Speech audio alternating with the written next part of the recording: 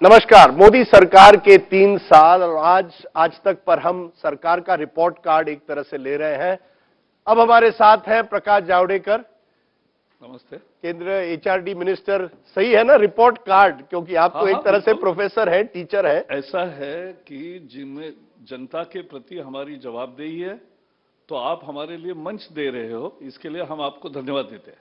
नहीं, क्योंकि आप तो एक तरह से मंत्री हैं स्कूल और कॉलेज के, जहां रिपोर्ट कार्ड आते हैं। सबसे बड़ा सवाल, 3 साल हो गए। यह कहा जाता है अक्सर कि मोदी सरकार ने फिजिकल इंफ्रास्ट्रक्चर पर बहुत ध्यान दिया है, रोड बांधना है, फिजिकल पावर, इन सब चीजों पे बहुत ध्यान दिया है।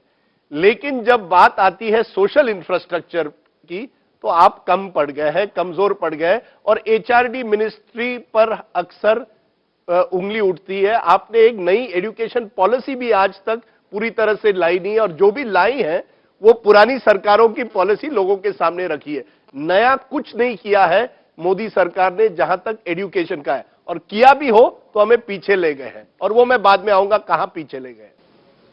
अगर ये काज सही होता तो मैं कहता कि आपका होमवर्क परफेक्ट है, आपका रिपोर्ट कार्ड परफेक्ट है, लेकिन सही नहीं है। आपने जो कहा 3 कारणों से सही नहीं है।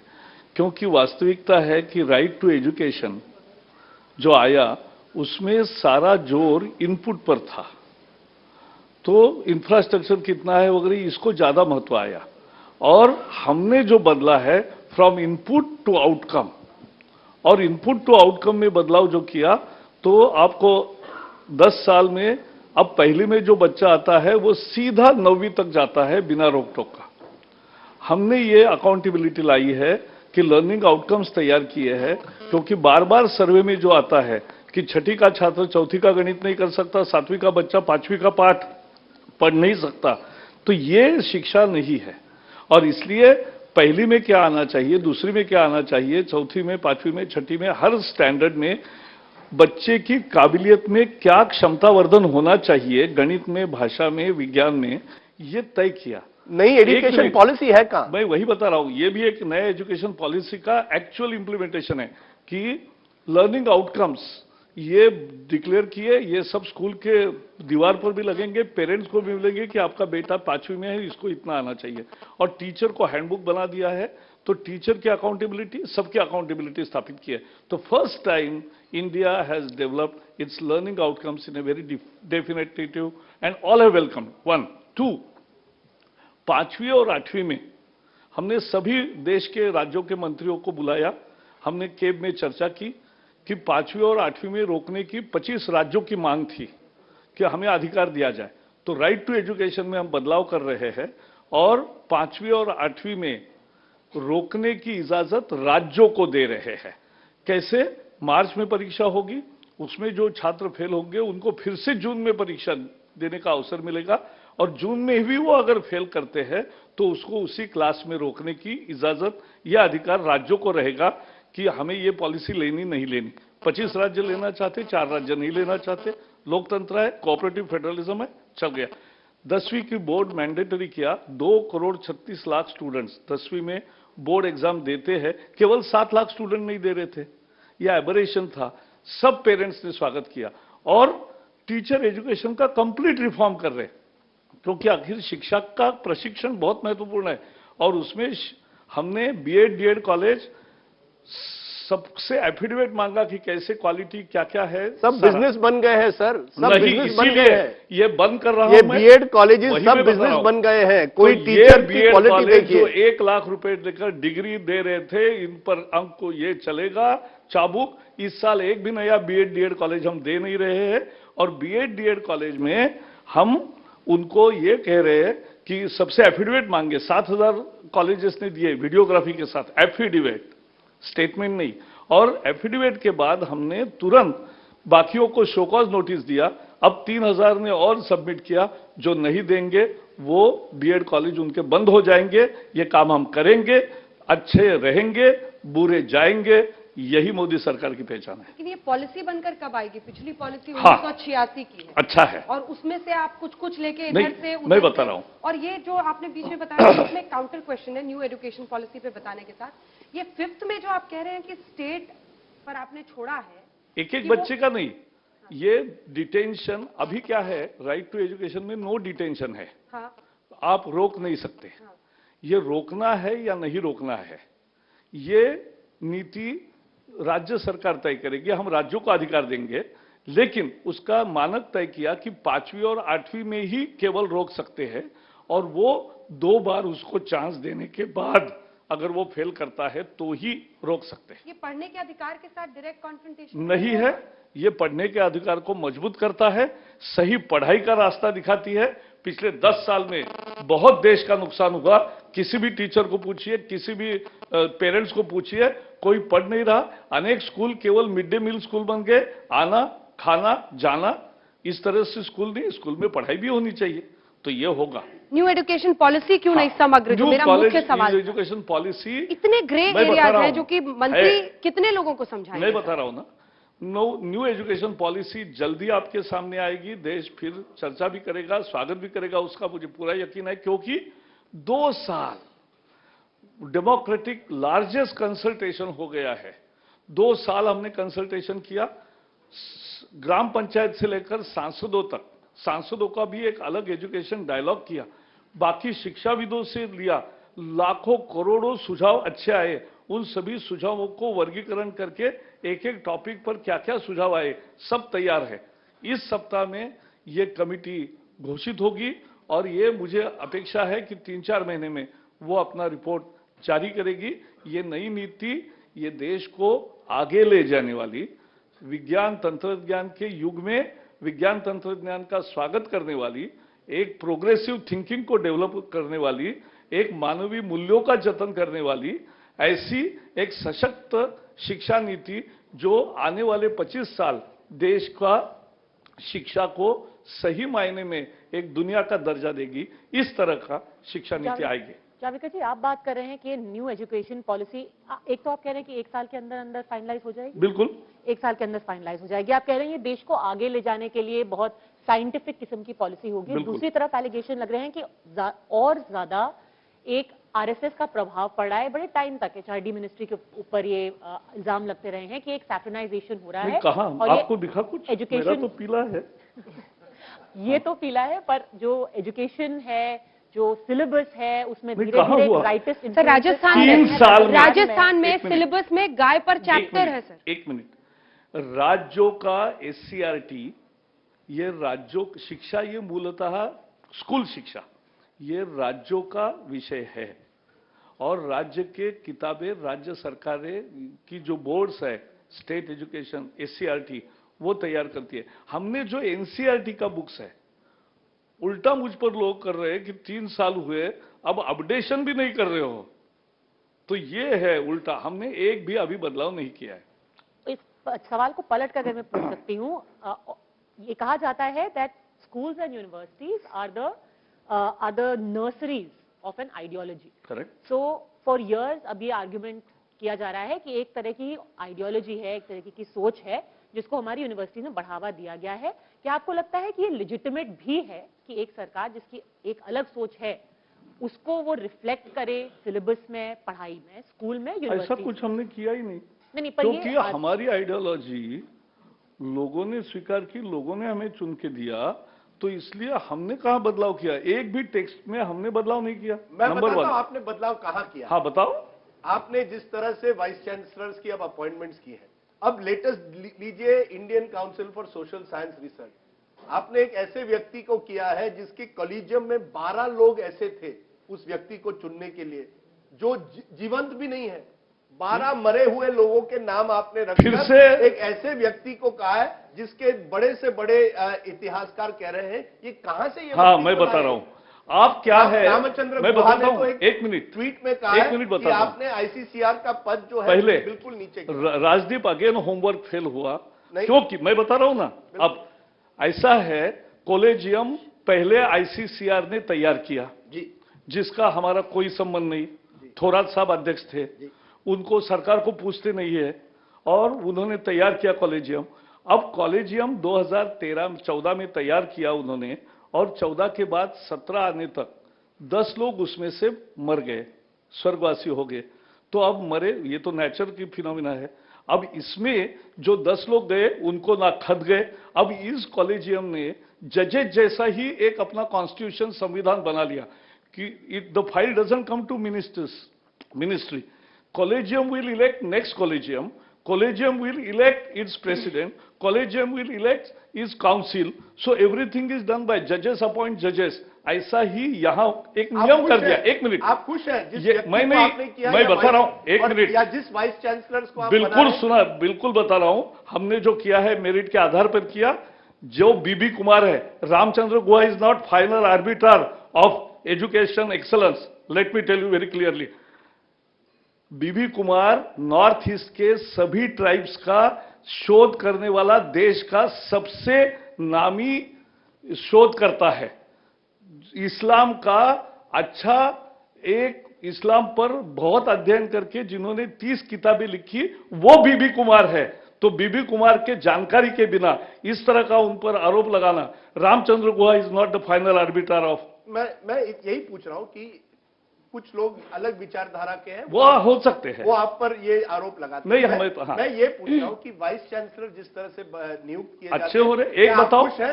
हाँ, आप बिल्कुल। खुश हैं? आप क्या मेरिट पर हो रहे हैं बिल्कुल, या संघ से जुड़े हुए बिल्कुल लोगों को कर रहे हैं? नहीं नहीं, बिल्कुल नहीं, हर चीज मेरिट पर हुई है। हमने इतने आईआईटी के डायरेक्टर्स नियुक्त किए, कभी किसी का कलर नहीं देखा, उसकी एफिशिएंसी देखी। परसों हमने, मैं जिसमें एक ही में मैं चेयरमैन होता हूं, बाकी इंटरव्यूज में मैं कभी नहीं होता हूं, आईआईटी का होता हूं। हम सारे 4-5 जो पैनल के लोग थे, एक्सपर्ट्स, वो बैठे थे, और एक एमएनआईटी का भोपाल के 7 कैंडिडेट में सबसे हमें अच्छे लगे, हमने उनको सिलेक्ट किया। सबकी एक राय, आज तक कभी 2 राय से काम नहीं हुआ है। और ये मेरिट को हम चला रहे। पहले उल्टा क्यों नहीं कभी यूपीए को पूछा कि कभी बीजेपी जनसंघ वाला विचार वाला एक भी व्यक्ति कभी उन्होंने नियुक्त किया? उल्टा मैं पूछता हूं। मैं जेल में था इमरजेंसी में, हम संघ और बीजेपी के रोज दोपहर में एक मैं आयोजित करता था सभा, और उसमें कम्युनिस्टों को हम बुलाते थे, समाजवादियों को बुलाते थे, समाजवादी युवजन सभा भी होती थी, 15-20 युवक उन पे भी होते थे, उनका स्टडी सर्कल चलता था। उन्होंने जिंदगी में कभी 18 महीने में संघ या बीजेपी को किसी नेता को नहीं बुलाया। विचार के दुश्मन, खिड़कियां उनकी बंद है, हमारी नहीं। ठीक है, अगला सवाल मेरा आपसे ये है कि इससे पहले भी कई मंत्री आए, बीजेपी अध्यक्ष भी आए, और ये राय साफ बनती दिखाई दी कि सांस्कृतिक राष्ट्रवाद को शिक्षा के जरिए आगे धीरे धीरे ले जाएंगे। क्या ऐसा कुछ एजेंडा है? ऐसा है, मैं आपको बताता हूं। मैं एक विद्यार्थी छात्र आंदोलन की पैदाइश हूं, और मैं स्वतंत्रता के लिए, विचार के अभिव्यक्ति के स्वतंत्रता के लिए, मीडिया की और सबकी, इसी के लिए तो हम जेल में गए। नहीं तो हमारी यूथ में at the age of 25 bank की नौकरी छोड़ के जेल में कौन जाएगा, लेकिन हम गए उसके लिए। अब गए तो हम ये मानते हैं कि कैंपस पे और सब जगह खुली बहस हो, और हम उसका हमेशा स्वागत करते हैं। लेकिन खुली बहस का मतलब अफजल तेरे कातिल जिंदा है, हम शर्मिंदा है, ये खुली बहस में नहीं आता। देश तोड़ने की साजिश ये खुली बहस का हिस्सा नहीं हो सकता। हमारा नक्सलवादियों से विरोध इसीलिए है जो संविधान को नहीं मानते। संविधान और लोकतंत्र ये 2 बुनियाद है, उसके मर्यादा में हर चर्चा का स्वागत है। आपको लगता है कि कैंपसेस में इस तरह की राजनीति होनी चाहिए? कुछ लोगों का ये भी मत था जब पूरा जेएनयू का ये मामला हुआ पिछले साल फरवरी में, कि कैंपस में लोग पढ़ाई करने के लिए आते हैं, सब्सिडाइज एजुकेशन उनको मिलती है, टैक्स पेयर इनके लिए पैसा दे रहे हैं, तो इस तरह की राजनीति की जगह होनी भी चाहिए? ऐसा है, मैं अभी जगह जगह सेंट्रल यूनिवर्सिटी में जाता हूं। एक तो पहले बताता हूं, देश में एक विश्वविद्यालय नहीं है, देश में 800 विश्वविद्यालय है लगभग, और अपना अपना काम कर रहे हैं। एक ही जगह की न्यूज रोज आती है क्योंकि दिल्ली में है, और उसको विजिटर का अवार्ड मिला, या उसको ये अवार्ड मिला, हमारे नेशनल रैंकिंग में भी 2nd नंबर आया जेएनयू का, हमें अभिमान है। लेकिन वो नंबर, पुरस्कार इसलिए नहीं मिला है कि वहां देश विरोधी नारे लगे। पुरस्कार इसलिए मिला जिसकी आपने कभी खबर नहीं दिखाई। कैंसर पर उन्होंने अच्छा रिसर्च किया, पोल्यूशन पर उन्होंने अच्छा रिसर्च किया, वहां अनेक उत्तम शोध कार्य बायोटेक्नोलॉजी में हुए। तो ये जो जिसकी न्यूज कभी मीडिया नहीं दिखाता, उसके लिए उसको पुरस्कार मिला है, जिसकी न्यूज आती है उसके लिए नहीं मिला है। दूसरी बात, मैं एक कहना चाहता हूं, हमारा विश्वास है कि शिक्षा एक प्रक्रिया ऐसी है कि एजुकेशन इज दैट विच इमेंसिपेट्स, कौशल एक हिस्सा है, सब्जेक्ट नॉलेज एक दूसरा हिस्सा है, लेकिन आखिर एजुकेशन का पर्पस है कि एक अच्छा इंसान तैयार हो। और गरीब को, इसलिए हमारी सरकार ने क्या किया, गरीब को एजुकेशन लोन जो लेते हैं उस पर 2400 करोड़ रुपए की इंटरेस्ट सब्सिडी हमने दी है।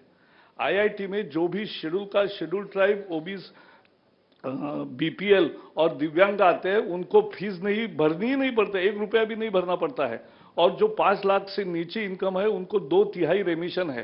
तो देखो, और बाकी 9 लाख तक है उनको एजुकेशन लोन मिलेगा, तो इंटरेस्ट फ्री लोन मिलेगा। तो ये हमने यानी इक्विटी का सबसे ज्यादा ख्याल करने वाली ये सरकार है। सर ये बड़ी अच्छी बातें आप कह रहे हैं, लेकिन असलियत कर भी रहा हूं। नहीं, कर भी रहे हैं, लेकिन मैं सवाल आपसे पूछूंगा, क्या आप मानते हैं कि एजुकेशन जो एक आदर्श के बजाय एक व्यवसाय बन गया है, और उसका जो बाजारीकरण हो रहा है कुछ स्टेट्स में, जिस तरह से अभी भी कैपिटेशन फीस लिए जा रहे हैं, जिस तरह से सरकारी स्कूल कमजोर होते जा रहे हैं और प्राइवेट स्कूल्स और प्राइवेट संस्थाएं जो अक्सर पॉलिटिशियन से जुड़े हुए हैं वो मजबूत होती जा रहे हैं, इसको रोकने के लिए आप क्या कर रहे हैं? ये बाजारीकरण रोकने के लिए ये 100% सही सवाल आपने पूछा। और एक तो सवाल आपको अच्छा है, और जो अच्छा है तो अच्छा ही कहता हूं मैं। मेरी बात इतनी है उसमें कि देखो, both public and private will coexist in a large country like India. So there is a place for private education and therefore there will have a cost of education. आज हम प्राथमिक शिक्षा में हर बच्चे पर सरकार 18,000 रुपये खर्चा करती है। सरकार माने कौन? गरीब आदमी खर्चा करता है जो टैक्स देता है। तो 18,000 रुपये सालाना करते तो 1500 रुपये महीने का उस पर खर्चा है। तो ये खर्चा प्राइवेट एजुकेशन करेगा और सरकार मदद नहीं देगी तो वो फीस होगी। लेकिन कहीं कहीं फीस बहुत ज्यादा अत्यधिक होती है, कहीं कहीं उसके सिवा भी बहुत सारा किताबें लेने की सख्ती, यूनिफॉर्म की सख्ती, ये सब हो रहा है। हमने सबको कहा है कि देखो, education is a non profit company thing, so it should not be A commercial thing. ये बार बार हम चेतावनी देते हैं, लेकिन प्राइवेट एजुकेशन की प्लेस है और कॉस्ट ऑफ एजुकेशन है, ये भी हमें समझना चाहिए।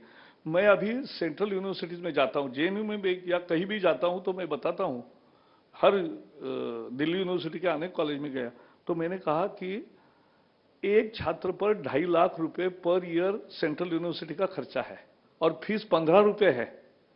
वो स्कूल में 11वीं 12वीं जहां करते हैं वहां 5,000 रुपए फी देते हैं या 10,000 रुपए महीना फी देते हैं, और सेंट्रल यूनिवर्सिटी में आकर 15 रुपए फी देते हैं। आपको ये भी विषय एक बार मैं और तब डिटेल बताऊंगा और मुझे यकीन है कि आप ये उठाएंगे। नहीं, हकीकत क्या है? हकीकत 15 रुपए फी है सर, 15 रुपए फी है सर, देश 15 रुपए फी है। उसके बाद और एक हकीकत है कि कुछ लोगों को 15 लाख देने पड़ते हैं अपने बेटे को किसी स्कूल में डालने के लिए। ये जो है ये भी एक हकीकत तो है। इसलिए गवर्नमेंट के स्कूल का, at the school level government के स्कूल का ही क्वालिटी बढ़ाना, यह हमने चैलेंज स्वीकार किया है। हम जो सारे प्रयास कर रहे हैं, मैं आपको यकीन से कहता हूं, आने वाले 2-3 साल में, और अभी भी महाराष्ट्र में, आंध्र में, 3-4 राज्यों में, सिक्किम में ऐसा हुआ, उन्होंने ऐसे नए नए प्रयोग किए जिला परिषद स्कूलों में। मैं भी जिला परिषद स्कूल का पढ़ा हुआ हूं, तो जिला परिषद स्कूल में बच्चे वापस आने लगे प्राइवेट स्कूलों से। ये भी करके दिखाया और यही देश भर में करके दिखाना है, यह हमारा चैलेंज है। चल मैं सर आपके स्टाइल ऑफ फंक्शनिंग पे जरा आना चाहती हूँ। आप एनजीटी में जब थे तब भी धीरे धीरे कुछ कुछ कर लेते थे, बाद में पता चला, मतलब ये, और आपकी जो प्रेडिसेसर यहाँ पे रही हैं जो काफी चर्चा में ज्यादा रहती थी, काम पर उंगलियां उठती थी, खूब हो हल्ला मचता था, तो ये जो नो हो हल्ला मंत्री आपने अपनी इमेज बनाई है, और तमाम चीजें मुझे लगता है आप भी जो करना चाह रहे हैं वो कर ही रहे हैं, ये क्या है? मतलब इसकी क्या, कौन सी गोली? मेरे यहाँ संवाद की कभी पाबंदी नहीं है, मेरे दरवाजे हमेशा खुले हैं। मैं सभी शिक्षाविदों से, सभी पदाधिकारियों से, जनता से, सबको मिलता हूं, सबकी सुनता हूं। तो मैंने जब चार्ज लिया तो पत्रकारों को बुलाया, मेरे एचआरडी कवर करने वाले को, सब मेरे परिचित थे ही, लेकिन पूछा कितने साल कवर कर रहे हो एचआरडी, तो किसी ने 2 साल कहा, ज्यादा 12 साल वाले कवर करने वाले भी थे। तो मैंने कहा मैं ही नया हूं, आप ही अनुभवी हो, बताओ यहाँ क्या करना है। तो यह हमारा स्टाइल है। लेकिन कंट्रोवर्सी से कैसे बच जाते हैं? मतलब कोई कंट्रोवर्सी नहीं, जेएनयू को संभालते हुए रामजस में हमने देखा जैसा विवाद हुआ, उस विवाद से कैसे आप बच जाते हैं। कुछ कुछ तो मीडिया को थोड़ा काम कम कर देना चाहिए ना, कि उनको ज्यादा कितना भार पड़े। 10 जगह कंट्रोवर्सी होगी तो कितने जगह आप दौड़ के जाओगे। यहाँ नहीं आना आपको। आनंद है, आपका स्वागत है। नहीं, जानबूझ के आप थोड़ा लो प्रोफाइल लेने की कोशिश करते हैं, रियलाइजिंग कि एक ऐसी मिनिस्ट्री है जिस पर शुरुआत से ही काफी ज्यादा फोकस रहता है। नहीं, देखो, इसमें मेरे मन में थॉट क्लैरिटी है, और थॉट क्लैरिटी ये है कि हमारा चैलेंज है सबको शिक्षा, अच्छी शिक्षा, क्वालिटी पर जोर है, और क्वालिटी के प्रयास में जो भी अच्छे सुझाव देगा उसका स्वागत है। अब यहाँ कहाँ आया? मैं तो मानता हूं कि education is a national agenda. कहाँ है यहाँ पार्टीबाजी? देश को तैयार करना का संबल देना, जीवन का संबल देने वाली शिक्षा है, इसमें कहाँ राजनीति है? ये सबका एक, मैंने तो सब एमपीज को चिट्ठी लिखी कि आप ये यहाँ के जिला परिषद स्कूलों में जाइए, वहां छात्रों से, शिक्षकों से संवाद करिए। आपके इसमें टूर में ये नहीं होता, वो करने लगी है, हम आपके साथ हैं। सब किया मैंने। सर, एक मैं अगर शिक्षा को आप इतना प्राथमिकता देना चाहते हैं तो इस देश की जो जीडीपी है उसका क्या परसेंट हम शिक्षा पर अभी 4.5% है। Kelkar committee, sorry, Kothari commission ने 50 साल पहले कहा था 6%। बराबर है। 50 साल बाद भी हम अब 6% तक नहीं पहुंच पाए हैं। हम कैसे प्रगति कर पाएंगे अगर हम एजुकेशन में इन्वेस्ट नहीं कर पाते? आप लोग बड़ी बड़ी बातें करते हैं सर, लेकिन सवाल यह है कि प्राइवेट सेक्टर एजुकेशन में जा रहा है क्योंकि उनके लिए बिजनेस अपॉर्चुनिटी है और गवर्नमेंट वहां से रिट्रीट कर रहा है। ये वास्तविकता है। Quality of new IITs is declining. आप आईआईटी कर देते हैं क्योंकि किसी राज्य को या किसी पॉलिटिशियन को आप ये अकोमोडेट करना चाहते हैं, लेकिन वास्तविकता ये है मेडिकल कॉलेज हो या आईआईटीज हो, नए जो आ रहे हैं उनकी क्वालिटी घटती जा रही है सर। नहीं, ऐसा नहीं है, मैं आपको बताता हूं, इसीलिए सारे प्रयास है। आज हायर एजुकेशन में हमने हायर एजुकेशन फाइनेंस एजेंसी की है। अभी पहले आपकी जीडीपी पर एक बार उत्तर देता हूं। जीडीपी का आज हम 4.5% कर रहे हैं। जब कोठारी जी ने कहा था तब 2% होता था, वहां से बढ़ते बढ़ते यहां आए। अब 1 मिनट, लेकिन क्वांटम भी बढ़ा। दूसरा, आज 29 करोड़ स्टूडेंट्स है केजी टू पीजी, तो ये बहुत बड़ा हिस्सा है और बहुत बड़ा खर्चा है। केंद्र और राज्य सरकार मिलके 4.5% करते हैं। लेकिन जीडीपी का एक फैलेसी भी हमें समझना चाहिए, every GDP is not in governments exchequer, it's in your pocket. Rajdeep, what is in your pocket, in her pocket is also GDP. So that GDP सबको देना पड़ेगा। मोदी सरकार पर कि सोशल स्पेंडिंग पर आप कम नहीं किया, उल्टा बढ़ाया है। इस बार तो सीधा सीधा मेरे यहाँ 12% का बढ़ोतरी है, और हम और भी दे रहे हैं नया फॉर्मेट में। जो मैं कह रहा था, हायर एजुकेशन फाइनेंस 2000 रुपए बजट से 2000 करोड़ रुपए, और उससे डेट मार्केट से हम 20,000 करोड़ रुपए इकट्ठा कर रहे हैं next 3 years। Best of the colleges and best of the universities will get best, world's best research infrastructure. अब उसके लिए हम पैसे लगा रहे हैं। ये क्वालिटी की दौड़ है। हमने हैकाथॉन किया, जो आपने इलेक्शन कमीशन को नाम जो दिया है वो गलत है, वो मीडिया की गलती है। Hackathon is a good word. Hackathon लंबी खोज की प्रतिक्रिया है, हैकिंग करने का वो संबंध नहीं है, वो गलत शब्द है आपका। लेकिन हैकाथॉन में हमने 42,000 छात्र आए, उन्होंने 600 समस्याओं पर 4 महीने काम किया। हैंड्स ऑन प्रोजेक्ट पहली दफा इंजीनियरिंग स्टूडेंट्स को दिया, और एक्चुअल समस्या पर काम करते हुए 200 समस्याओं पर स्थायी समाधान निकाला है, और इसको अब फर्दर प्रोडक्ट्स में हम बदल रहे हैं। तो बहुत रिसर्च हमने इम्प्रिंट किया, शो 1500 करोड़ रुपए गवर्नमेंट दे रही है। उच्चतर आविष्कार किया, जिसमें इंडस्ट्री एकेडमिया इंटरेक्शन बढ़ती है। हमने स्टार्टअप शुरू करने को परमिशन दिया, हॉस्टल रूम से 600 हॉस्टल रूम से स्टार्टअप शुरू है। इंक्यूबेशन शुरू किया। आज ज्ञान में विदेश से प्राध्यापक आते हैं, पिछले साल 200 आए, अपना एक कोर्स कंडक्ट करते हैं, और आगे जाके हम इस साल 600 प्राध्यापक आ रहे हैं। इंटरनेशनल अनुभव पूरा यहाँ भारत के विद्यार्थियों को मिले, ये उच्च शिक्षा का सारा हमारा लक्ष्य शोध और अनुसंधान है, रिसर्च है, and that's where we are going.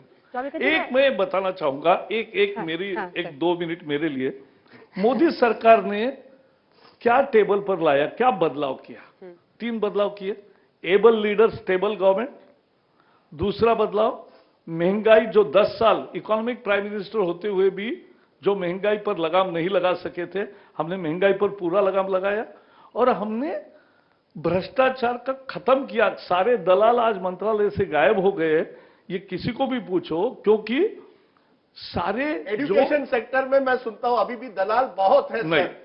यहां एक भी आता ही नहीं सर, स्टेट गवर्नमेंट मैं आपको बता रहा हूं, स्टेट का मुझे पता नहीं, मैं आपको यहां केंद्र का पहले बता रहा हूं। तो मोदी सरकार ने जो किया है वो उसमें एक है, हमने नेचुरल रिसोर्सेस का, कोर्ट ने तो केवल कोयला और स्पेक्ट्रम का कहा था, हमने उससे जोड़कर सारी खदानें अब नीलामी से बेचते हैं और उसका आने वाला पैसा उन आदिवासियों के विकास के लिए, जिस जंगल में खनिज निकलता है उस आदिवासियों के विकास के लिए एक एक जिले को 700 800 करोड़ रुपए मिलने लगे हैं।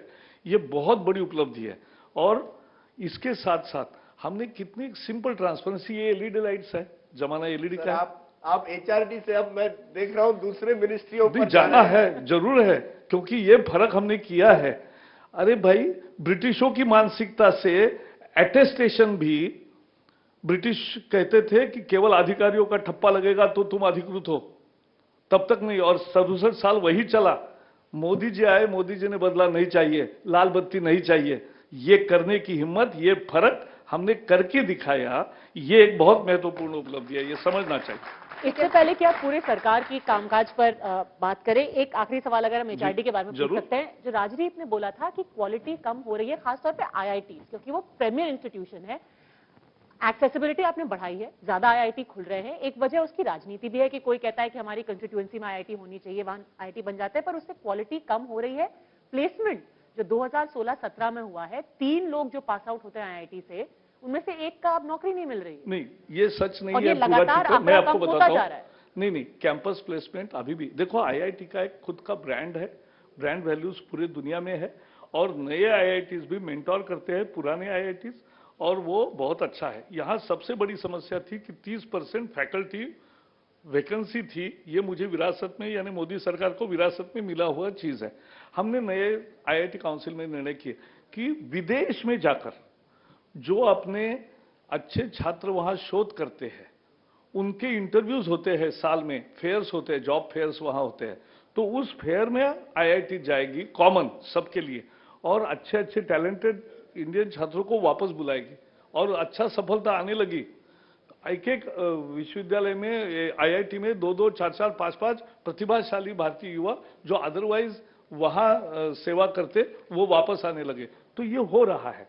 उसके साथ साथ हम एक एटीट्यूड टीचरशिप की, क्योंकि मैं मानता हूं टीचरशिप से बड़ा अच्छा प्रोफेशन कोई नहीं है, तो टीचरशिप की एटीट्यूड बढ़ाने का भी एमटेक और पीएचडी लेवल में भी उसमें हम एक ये कर रहे हैं कि वी मस्ट प्रमोट टीचरशिप, और वो करना चाहते हैं। यूनिवर्सिटीज की परिस्थिति पर में ही जो सवाल है उससे लीडिंग में बड़ी तस्वीर पर जाना चाहती हूँ।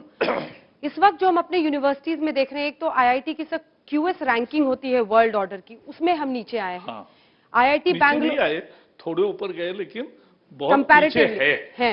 बैंगलोर जैसे भी 150 से नीचे। स्मॉल यूनिवर्सिटी में बैंगलोर का नंबर दुनिया में 8वां लगा। अच्छा, आईआईटी की में आईआईएससी बैंगलोर की जो बड़ी परिस्थिति हम देखते हैं, दिल्ली यूनिवर्सिटी हो, जेएनयू हो, एक अलग किस्म का संघर्ष आ गया है बीजेपी की सरकार के पास, जिसमें हम अभी तक देखते थे कि वामपंथी तुष्टीकरण की राजनीति चल रही थी। उन वामपंथियों को पीछे करने के लिए अब एक अलग भगवा ब्रिगेड और एबीवीपी का बहुत हावी होना, यही संघर्ष की वजह डीयू हो, जेएनयू हो, इन जगहों पर बन रहा है। कई जगहों पर दलित आंदोलन शुरू हो रहा है। रिसर्च में कई बार लगता है हमारी यूनिवर्सिटीज जो एक वक्त पर आगे होती थी, वो धीरे धीरे पिछड़ रही हैं। तो ये यूनिवर्सिटीज की जो परिस्थिति है, क्या वो आपके लिए चिंता का विषय नहीं है कि मैंने जैसे कहा, पूरे उच्च शिक्षा में हमारा सारा फोकस रिसर्च और इनोवेशन पर है, और वो रहेगा, इससे ही बढ़ेगा देश आगे। और दूसरा, जहां तक मुझे मेरे एक दिन वहां एचआरडी मंत्रालय पे जेएनयू के कोई छात्र बाहर आए हैं, आंदोलन कर रहे हैं, ऐसे पता चला। मैंने कहा, अरे मैं यहाँ बैठा हूँ, मुझे क्यों नहीं मिलने आते? मेरे पास आओ, मैं मिलने के लिए तैयार हूँ। आप बाहर ही नारे लगाना है तो आपका एजेंडा दूसरा है तो ठीक है, लेकिन मिलना है, समस्या का हल करना है, तो मैं रेडी हूँ हमेशा। इससे ज्यादा और क्या कर सकते हैं? जावड़ेकर जी, आपने हमसे बात की, बहुत बहुत शुक्रिया। All the very best. बहुत थैंक यू वेरी धन्यवाद, मच। धन्यवाद, thank you. I'm sorry, I don't think we're We'll taking do it in a moment. I'll get you to speak to him. या और शायद छोटा क्वेश्चन पूछो, मैं छोटा जवाब दूंगा तो। Okay. Welcome back. You are with our special coverage on the editors round table on the completion of 3 years of the Narendra Modi government, and we are with the HRD Minister, Mr. Prakash Javadekar. Thank you very much, Mr. Javadekar, for joining us. Thank you, Rajdeep. It's always pleasure to talk to you. Thank you very much. Now I know the secret of why you're able to win over people. You're always smiling. Even if you're asked tough question, आप मुस्कुरा के वो जवाब देते हो. That is your secret. Always be that way.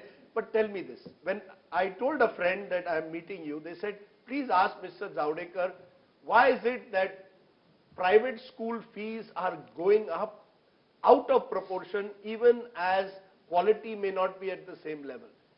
Do you believe the time has come for a fee cap? Has the Narendra Modi government now got to look at some innovative ways like a fee cap so that private schools do not become profiteering as opposed to being schools for profit or for education? Definitely, education is not for profiteering, that is definitely. But whether capping is the answer or whether first to improve the quality of government schooling is more radical and important. We think that improving the quality of government is our top priority, and we will improve the quality of government schooling in years to come so that people will come back to when there is no demand, then there will be no that much fees. But still, we have already issued instructions that you cannot charge exorbitantly. Reasonableness of fees in CBSE. CBSE is just part of the story. Non-aided private schools affiliated to the state boards are in lakhs. CBSE schools are only 18,000. So they charge in the manner in which. So now many states have taken proactive steps. But when and you all say, states have taken practically. when you say quality of education, in the 3 years of Mr. Modi's government, would you really tell me that quality of education has improved? Yes. Or has it remained static? Your No. investments are about 2.9% actually of GDP overall if you look at it. But can you really cross your heart and say quality of education is improving? Because the criticism is Mr. Modi's government is focusing much more on physical infrastructure, not on social Actually, infrastructure. it is the reverse. See, the whole Right to Education Act enacted by UPA government was all input oriented, and now our whole focus is outcome oriented. So what students learn in the school is the focus, and therefore we have defined learning outcome for the first time in India. So every student, we have created benchmarks of competency which he must acquire.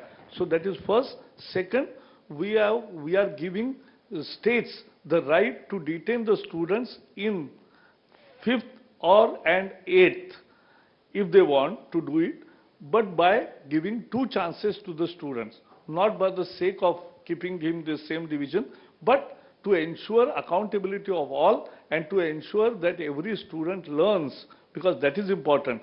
Our schools should not become only midday meal schools, but midday meal schools, they should really become schools of learning, and therefore we are improving. As far as higher education is concerned, Modi government has taken so many new initiatives for the first time in the history of the country that the whole focus is on research and innovation and quality research, and therefore... Give me one, in 30 seconds, give me one thing that the Modi government has done that the previous government did not do.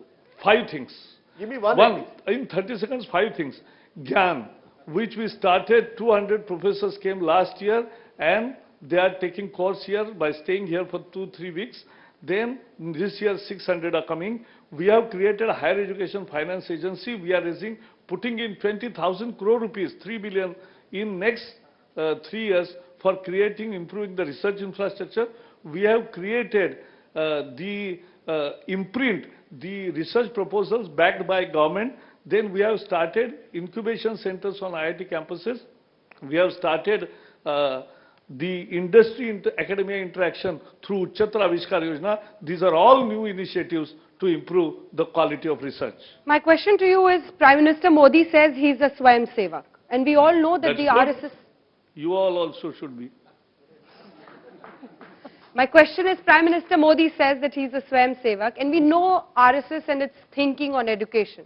They believe that cultural nationalism should actually be pushed through education, and that previous governments have always, the Congress has twisted history in a way to suit them.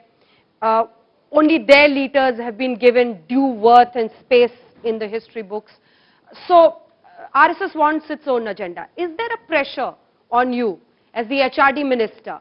And when is the education policy coming? And over a period of the next 2 years that you have left with you, are you actually going to take some steps where history can actually be changed? Because no, history has happened. what So is being we taught can't change in no history? What is But being taught? No, let me The tell you. RSS says There what is is being first, taught. There is no pressure on me from any quarter.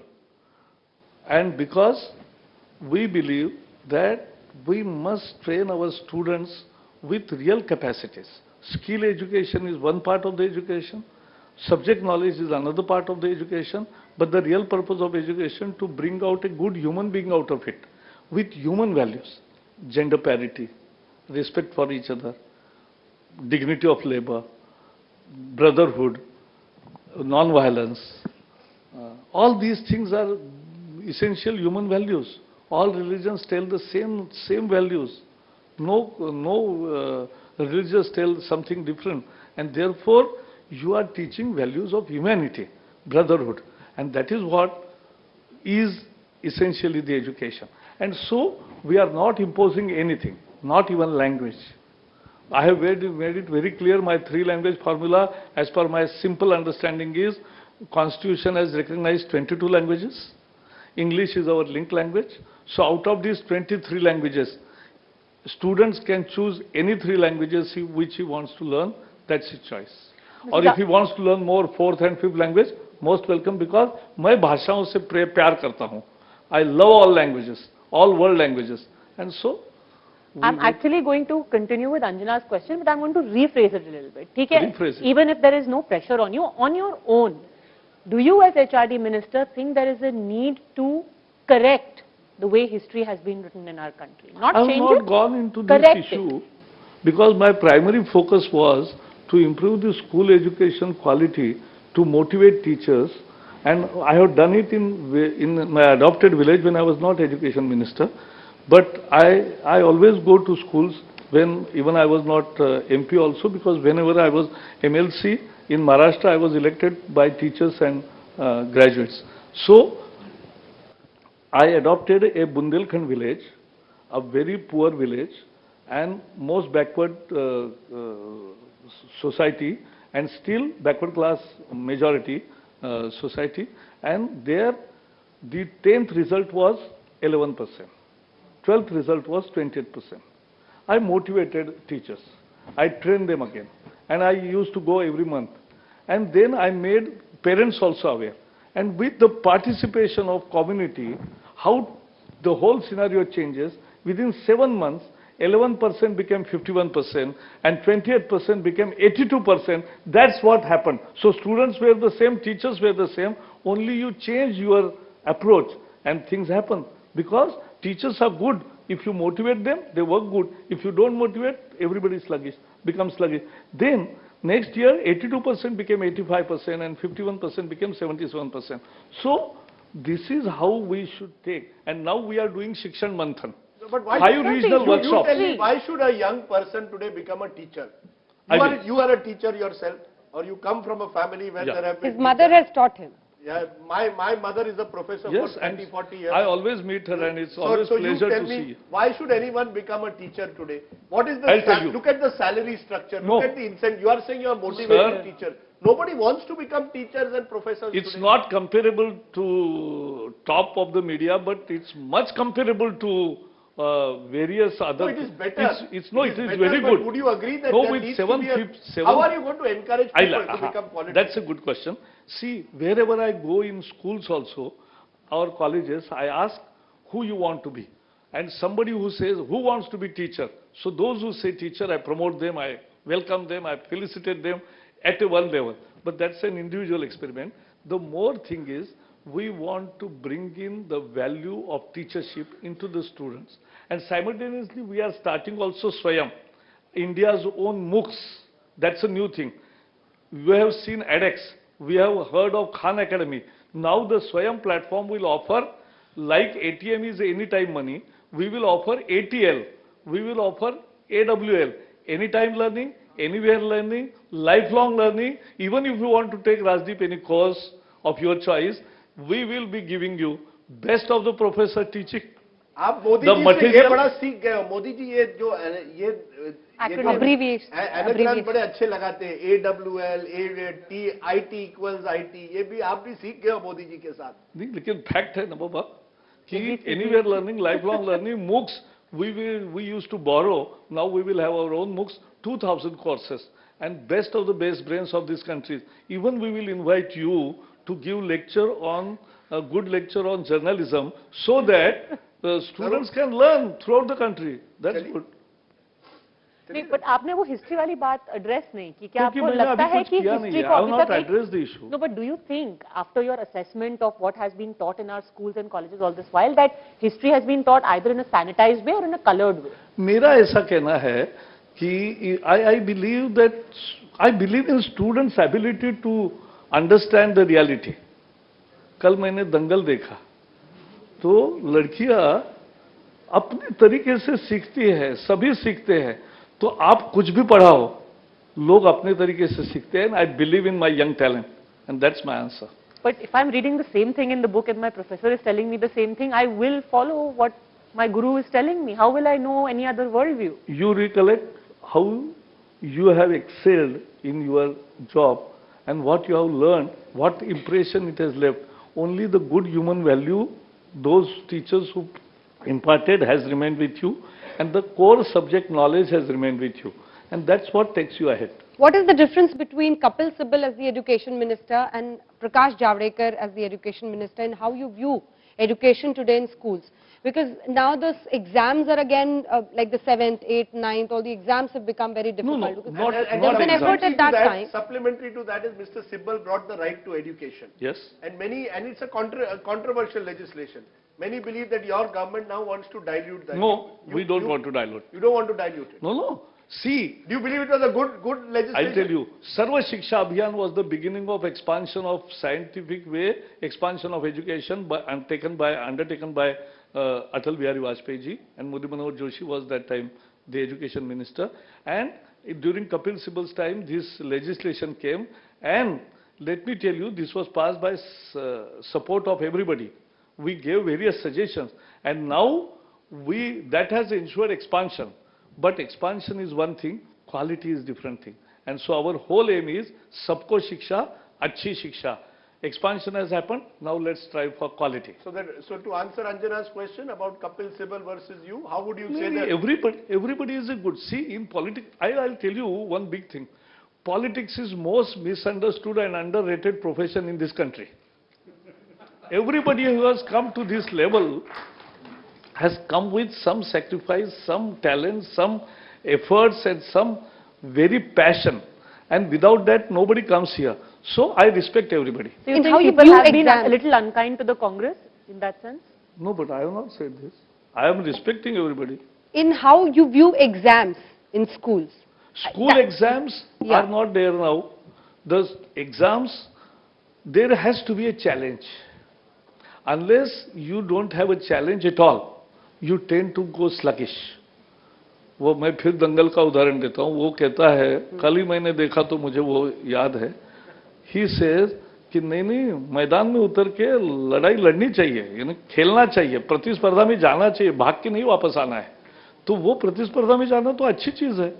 You every day are in the competition, and it's not bad. That's how things excel. But sir, in exams now, 90% has become what in my that's time good. was 60%. No, that's so good. everybody, look at the pressure Yes, that you are yes. putting on No, I'm students. saying this time all boards came together. This is the difference Modi government has brought. All state board chairmen came together and they decided on their own that from this year they will not spike the marks. They will not do inflation of marks. And 6 board results have come, and nobody has done inflation. That's a good thing to happen. you know It's a beginning of the story. But you know there are controversies. NEET exam for medical students. I approached you the other day. Students are writing to me every day that these exams, sir, have been badly conducted. Lot of higher education exams and We school are- education we are- are badly conducted Next- because from there is next no year- supervision. From next year, because CBSE was not an examination agency, but it became examination agency because there was no other. Yes. So we are now proposing a new national testing agency. So like a very specialized examination body to conduct For all exams. for conducting all kinds of examination, NET, NEET, any other examinations which are conducted today, JEE, all these kinds of examinations will be conducted by National Testing Agency. From next year. I hopefully from next year, because the proposal will go to cabinet very soon. They should also have better rules for how they want to get in the students, because you also pulled up the CBSE chairman for this, how children were tested outside schools in Tamil Nadu and Kerala. I read through that paper. They had written no loose clothes allowed. That is a very that was vague. Supreme Court has mandated all these directions. No, but you should ask. on the pretext of that, girls were misbehaved they are with. They the were asked to directions. take out their undergarments. So If they, that was not done only when there is a bip. There was one case, 11 lakh Kerala. students, 11 lakh students appeared, 5 lakh girls appeared. This happened with one girl. So, but Only it's so- at one center, we suspended 4 people. But it's so Who did demeaning it? for girls, No, but everyone to walk one in with minute. bare feet, sir, No. get their sleeves chopped off. But because- these are instructions by Supreme Court. Somebody has to go to Supreme Court and get it amended. Okay. Final political question before Yes. before you go. In 2019, what is the slogan that your ministry and the government, the party should go to people? पहले यानी हिंदी में, 2004 पहले हिंदी में 2014 था, में था अच्छे दिन, अब क्या होगा? हिंदी में. इन हिंदी में 2014 में लोगों ने आशा के साथ मोदी जी के नेतृत्व को वोट दिया. इस बार लोग विश्वास के साथ हमें वोट दे रहे हैं और विश्वास के साथ परफॉर्मेंस के आधार पर ही 19 में वोट देंगे. और next we are already talking of 75 years of independence. हम 2022 की बात कर रहे हैं कि 2022 में भारत को कब पहुंचाना है, उसके आगे देख रहे हैं हम. यानी आप 2019 चुनाव अभी से आपको लगता है जैसे कोई स्टूडेंट की तरह कि आप वो पेपर मैक्स अभी नो, कर दिया, पास हो गया. ऐसा नहीं है. हम हमेशा every election is a new election, every election is a different election. We are a learning party, we are a thinking party, and therefore we will improve and further improve. Why do you always smile? Why, whatever difficult question has been asked, you are always smiling. What is the Yeah, secret?